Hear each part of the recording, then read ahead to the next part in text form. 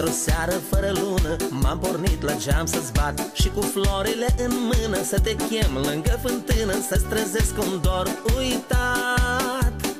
Anișoară de la țară, de nu ești a nimănui, vorba ta de-a la altă seară, vino astăzi să mi-o spui. Anișoară de la țară, de nu ești a nimănui, vorba ta de-a la altă seară, vino astăzi să mi-o spui.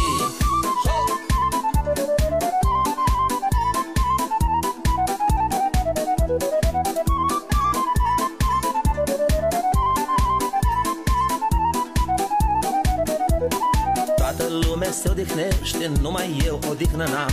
Și când seara amurgește, nimenea nu mă oprește, eu te aștept noaptea sub geam.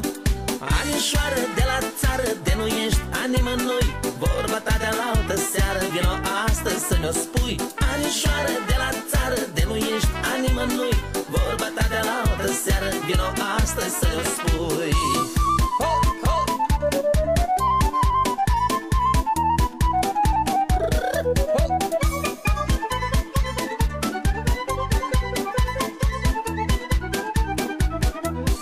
Ian, ascultă-mă, Anuță, dorul ce-mi arde în piept. Tata vrea nuntă să fie, mama vrea o cumătrie, eu nu pot să mai aștept. Anișoară de la țară, de nu ești a nimănui, vorba ta de-a la altă seară, vino astăzi să mi-o spui. Anișoară de la țară, de nu ești a nimănui, vorba ta de-a la altă seară, vino astăzi să mi-o spui.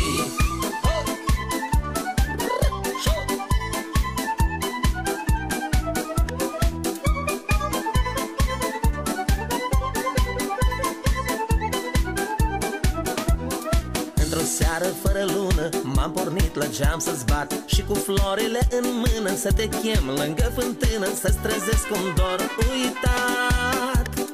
Anișoară de la țară, de nu ești a nimănui, vorba ta de-a la altă seară, vino astăzi să mi-o spui. Anișoară de la țară, de nu ești a nimănui, vorba ta de-a la altă seară, vino astăzi să mi-o spui.